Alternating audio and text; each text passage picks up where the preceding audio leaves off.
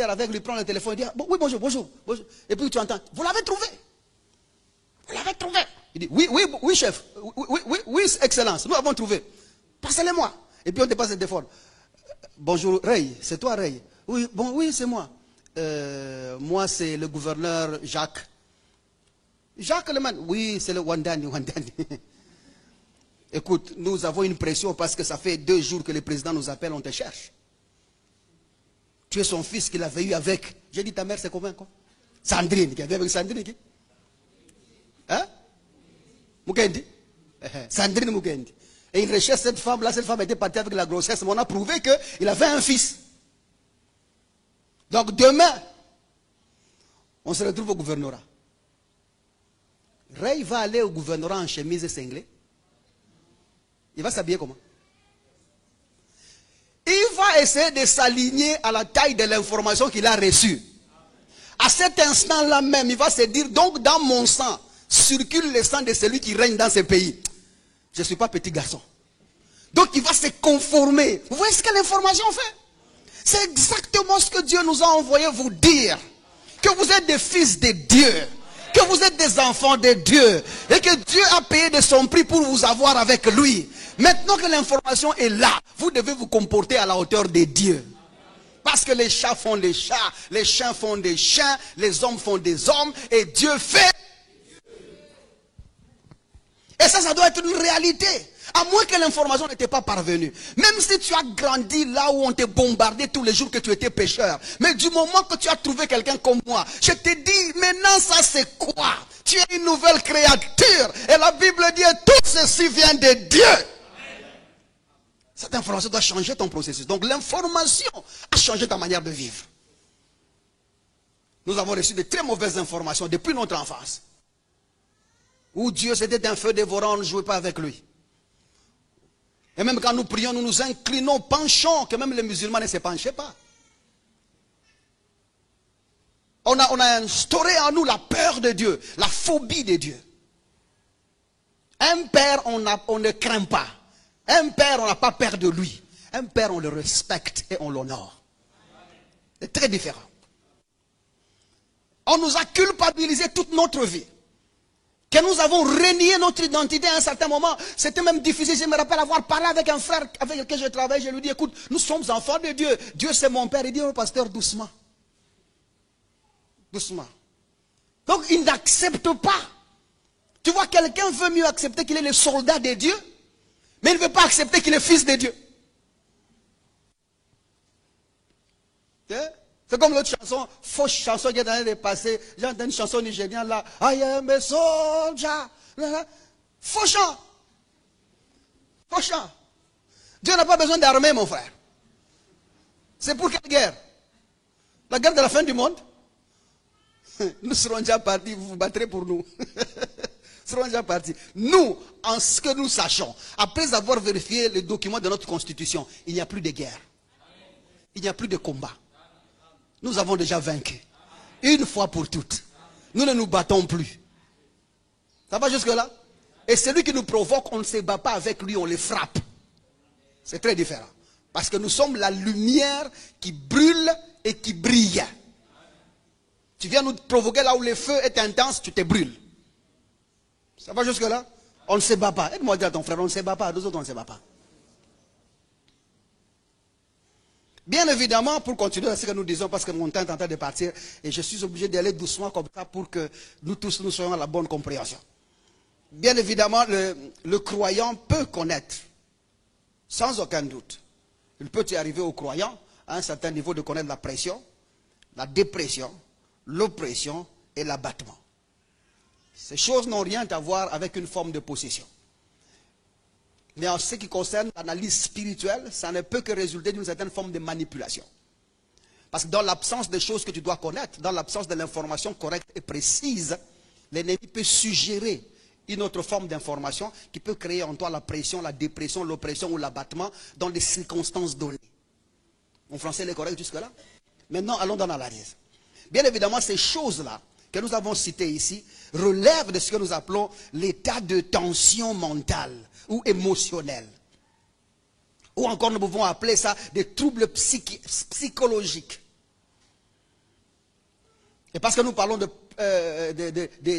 troubles psychologiques. Troubles psychologiques selon leur intensité, au fait, hein, parce que ça se défend, ça se diffère. Ceux qui ont fait la psychologie comprennent quand je parle d'intensité. C'est comme par exemple quelqu'un qui dit « tous les hommes sont des fous ». Bon, tous les hommes sont des fous. Tout dépend de l'intensité de folie. Chacun est fou à son niveau. Est-ce que nous comprenons? C'est ça l'indice d'intensité dont on parle. Maintenant, bref, lorsque nous parlons de ces choses, et lorsque nous parlons de faits psychologiques ou émotionnels, nous comprenons que ça, ce sont ce qu'on appelle les états d'âme. C'est-à-dire que la pression, la dépression, l'oppression et l'abattement sont des états d'âme. C'est comme ça que ce sont des troubles psychologiques. Et le mot psychologique vient du grec psyché, qui veut tout simplement dire âme, siège des émotions ou siège de raisonnement. Ce qui veut dire que si ton âme n'a pas des informations qu'il faut, ou si ton raisonnement n'est pas encore attaché à un certain processus de raisonnement correct, tu peux connaître la pression, la dépression ou l'oppression, ou même l'abattement, selon les circonstances que tu traverses. Je suis correct jusque-là? Quelqu'un me comprend? Bouge un peu ton voisin, dis-lui, donne-lui attention parce que ça peut aider quelqu'un ça. Ça va jusque-là? Donc répondez-moi bien. Ça va jusque-là? Je peux recevoir un bon amen comme ça on avance? Amen. Donne un amen pour que ton voisin là soit un peu éveillé. Alléluia. Amen. Maintenant. Alors Paul appelle ce genre de choses ou ce genre de circonstances le combat de la foi. Pourquoi est-ce qu'il appelle ça combat de la foi? Parce qu'il a identifié qu'il y a des énoncés véridiques dans la parole de Dieu. Lorsque vous voulez les prendre et les confronter à la réalité de vie, ça demande à ce que quelqu'un puisse parvenir au fait où il confronte la vérité de l'évangile avec la réalité de sa vie. Et très souvent, ce sont ces choses-là qui créent l'oppression, la dépression, parce que tu sens que ce que Dieu a dit, c'est autre chose, et ce que toi tu vis en réalité, c'est complètement autre chose. Tu lis dans la Bible, il est écrit, ceux qui habitent Sion ne diront jamais je suis malade. Mais pendant que je parle ici, il y a des gens qui souffrent de maladies, ça fait un temps. Comment confronter ce que Dieu a dit avec ce que toi tu vis, par exemple? Est-ce que Paul appelle le combat de la foi? Parce que tout ça, ça a à voir à faire avec le processus de raisonnement. Comment ramener tes raisonnements dans la réalité des choses que Dieu a fait pour toi en Christ? Il y a des choses que Dieu a fait pour toi. Comment ramener ça? Ce que Dieu a fait. Comment le ramener dans ta vie de tous les jours? Bien évidemment, 1 Pierre chapitre 5, à partir du verset 8, Pierre est en train de nous dire que votre adversaire, le diable, rôde autour de vous comme un lion rugissant, cherchant qu'il dévorera. Mais il nous dit quand même d'être sobre et de veiller. Il nous appelle à garder l'information, à être dans la doctrine de Christ, à tenir dans ce qui est bien pour nous en Christ. Et puis le verset, je crois que le verset 9, il commence par dire que les choses qui nous arrivent, il dit résistez-le avec une foi ferme. C'est-à-dire que l'ennemi qui rougit, le rougissement, je vous ai expliqué dernièrement, ce sont des propos, c'est ce qui s'est dit. Il y a des énoncés, il y a des informations que l'ennemi communique dans la situation que tu traverses. Il dit, il faut résister ça par une foi ferme. D'ailleurs, lui-même Pierre dit, cherchant qu'il dévorera. Dans le langage de Pierre, il n'a pas encore trouvé. Ça va? L'adversaire, le diable, cherche celui qui dévorera. Donc, selon Pierre, il n'a pas encore trouvé. Et ça ne sera pas toi au nom de Jésus-Christ. Parce que toi, tu es dans la foi ferme. Et les choses qui t'arrivent là, Pierre continue dans son discours, en train de dire que les choses qui t'atteignent ne sont pas si exceptionnelles. Ça touche tous les frères. Ça touche tout le monde. Mais les gens s'en sortent. Donc comme toi aussi tu m'entends, tu n'as pas le droit de déprimer, tu n'as pas le droit d'être sous pression, tu n'as pas le droit d'être opprimé, tu n'as pas le droit d'être abattu, parce que les mêmes choses qui t'arrivent là, certaines autres s'en sortent tous les jours. Je crois que ton amen sera encore plus grand. Beaucoup de gens s'en sortent. Et toi aussi, tu peux t'en sortir au nom de Jésus-Christ. Et c'est de ça que nous sommes en train de parler pour te permettre à comprendre comment sortir de ces choses-là. Bien évidemment, parce que ça demande la foi. Ça demande de connaître la doctrine en Christ. Romains chapitre 14, à partir du verset 1er, dit, faites accueil aux bien-aimés ou aux frères qui sont faibles dans la foi. Et ne discutez pas sur les opinions. Parce que la foi, elle est forte. La foi, elle a toute la puissance. C'est la doctrine de Christ. Dieu a réellement accompli des choses vivement, dignement en Christ. Mais seulement au milieu des choses que Dieu a accomplies, nous n'avons pas tous la connaissance précise de ces choses-là. Nous n'avons pas tous la connaissance correcte de ces choses-là. Et le manque de cette connaissance-là fait que nous paraissons faibles dans la foi en Jésus-Christ. Les choses que tu ne connais pas décrivent ta faiblesse. Il y a des chapitres qui manquent dans l'entendement des choses que Dieu a fait pour toi, ou dans la compréhension des choses que Dieu a fait pour toi. Ce qui manque là constitue la faiblesse que tu as. Donc on est fort dans la foi, ou on est faible dans la foi, selon qu'on connaît ou qu'on ignore. Plus tu connais, tu es fort. Moins tu connais, tu es faible. Et les gens faibles dans la foi, qui connaissent moins, ont des opinions. Ils pensent que ça peut se faire comme ça, l'autre pense que ça peut se faire comme ça, et nous sommes comme ça dans les divagations des opinions, nous cherchons des solutions à tout prix, parce que nous ne parvenons pas aux suggestions qui viennent de Christ. Quand tu es en Christ, tu es dans cette foi-là, tu ne comptes que sur les suggestions en Jésus-Christ. Je suis en train de bien parler à quelqu'un jusque-là. Ça sera donc la révélation de l'œuvre de la croix, ou les choses que Dieu a accomplies pour nous en Christ, qui seront donc la clé de la porte par laquelle tu passes pour sortir de ta pression, ta dépression, ton oppression ou ton abattement. La clé, c'est savoir ou connaître ce que Dieu a fait pour toi en Christ. Je vous parle pas de mes expériences, mais il y a des choses que j'ai vécues dans ma vie qui m'ont même déprimé. Mais je me suis en sorti. Parce que je pouvais tenir sur la parole de Dieu. Et tenir sur ce que Dieu a fait pour moi en Christ. Et parce que ça fonctionne pour nous et pour moi, ça peut fonctionner aussi pour toi. Et bien évidemment, ça ne doit que fonctionner pour toi. Parce que la Bible dit, je n'ai point honte de l'évangile, car c'est une puissance pour le salut de quiconque croit. C'est la puissance pour le salut de quiconque croit. Il y a des vertus de puissance dans l'évangile qui peuvent sortir n'importe qui de n'importe quoi. Ce n'est pas ton cas qui sera si difficile. Donc ça ne sert à rien de connaître la pression ou d'être opprimé, ainsi de suite. Quelqu'un est avec moi jusque-là? Et il faut noter 2 ou 3 choses ici. Tu ne quitteras pas ces états d'esprit en lisant un livre de psychologie. Ou en prenant des temps dans un conseil chez une conseillère psychologique. On les appelle comment ça? Hein? Les psychiatres. C'est psychiatre? Hein? Psychologue. Tu n'iras pas, même si tu payes 30 heures, et surtout si tu es d'un des nouveaux, tu perdras ton argent. Tout ce que tu auras là-bas, on va étouffer juste les problèmes que tu traverses. On va te pousser à entrer dans le déni de la situation. Et ça va créer en toi une forme d'insensibilité émotionnelle. Et tout ce que tu vas avoir, c'est le retardement de ton homme intérieur qui n'aura pas de sensibilité aux choses de Dieu. Bref, tu auras un zombie émotionnel. Tu ne vas plus rien ressentir. Et même ta vie spirituelle risque d'être contrainte parce que ce sera comme si on t'a poussé et forcé à accepter une situation que tu ne peux pas résoudre. Et tu seras obligé de l'accepter pour certaines raisons parce qu'on va te dire, écoute, tu vois, tu as le cœur qui bat vite, tu as la tension qui te menace. S'il faut que tu continues dans cette pression, la tension va augmenter. Donc au nom de la tension, tu vas accepter la pression.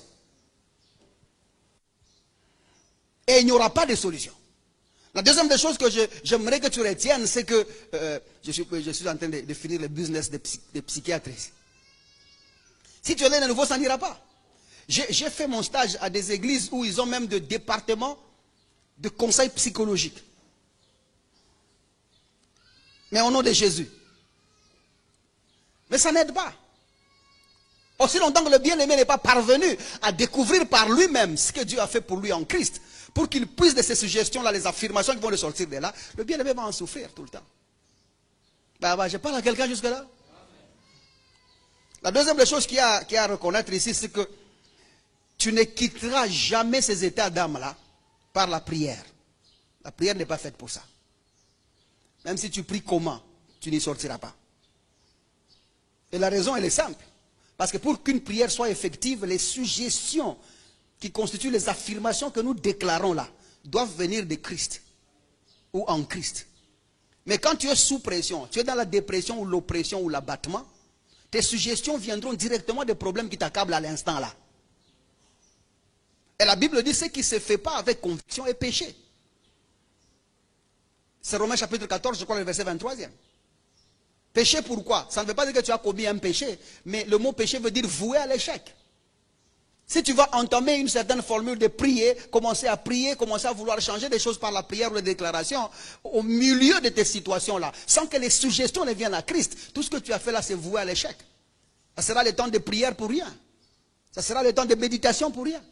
Parce que les suggestions qui doivent booster des affirmations, qui doivent constituer les affirmations qui boostent des déclarations là, proviennent de la mauvaise source. Notre source est en Dieu. Notre source est en Christ. De ce qu'il a fait pour nous. C'est clair jusque-là? C'est comme ça que la prière ne peut pas aider. Bien évidemment, maintenant, dans nos églises, aujourd'hui, il y a quand même beaucoup de gens qui sont mal affermis. Et ceux-là, ce qu'ils font, c'est chercher à offrir certaines pistes de solutions aux gens. La première solution qu'ils offrent, c'est ce qu'on appelle la thérapie de culte. Thérapie de culte, c'est là où on demande à tout le monde, venez à l'église, Dieu va vous aider, venez à l'église, Dieu va vous aider. Et bien évidemment, ça commence par l'appel, c'est si ton Dieu est mort, essaye le mien. Et les gens, dans leur pression, leur oppression, et leur dépression, ou leur abattement, ils se disent, allons répondre à l'appel. Parce que notre Dieu a échoué émotionnellement, allons voir celui-là. Et je dis bien émotionnellement. Je me rappelle d'une chose, mais ce n'est pas important qu'on dise maintenant, avançons quand même. Et en offrant la thérapie de culte, nous sommes en train d'éloigner le peuple de Dieu et les laisser souffrir.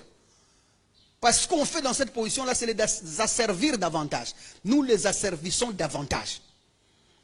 C'est comme ça que si, dans cette thérapie de culte, la première des choses qu'ils vont te donner, c'est de t'offrir une fausse promesse de délivrance. Sors, dépression, sors. L'autre là, c'est quoi? Oppression, sors. Et puis, sors, on bouge ta tête. Et puis, bon, finalement, ça ne sort pas. Le lendemain, tu reviens, tu dis, pasteur, je me sens la même chose. Il dit, non, c'est progressif. C'est progressif. Il faut venir petit à petit. Je parle bien, hein? C'est progressif. Et pourtant, hier, nous étions là. J'ai senti le feu. Oui, tu as senti le feu. Le feu d'hier est petit. Le lendemain, il y aura un grand feu.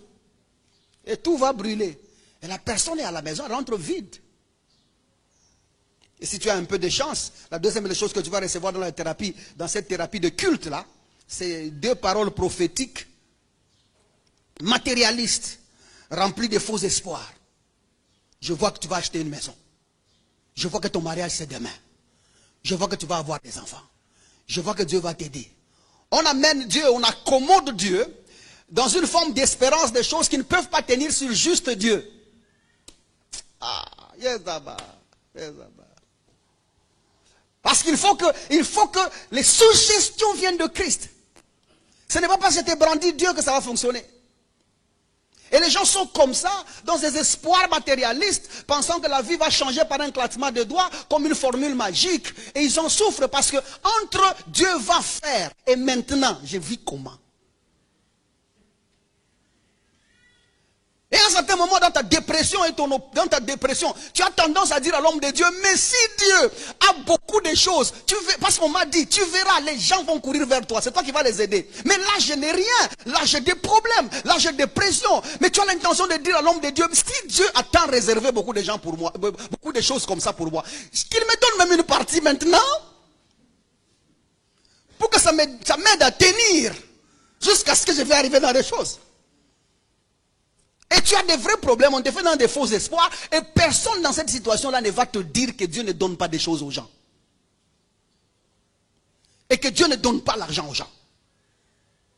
Dieu ne donne pas des véhicules aux gens. Dieu ne donne pas d'enfants aux gens. Et tu seras dans des faux espoirs, en train d'attendre un Dieu qui ne sait même pas qu'on l'attend dans un domaine. Même Dieu est surpris. Tu m'attendais pour le travail.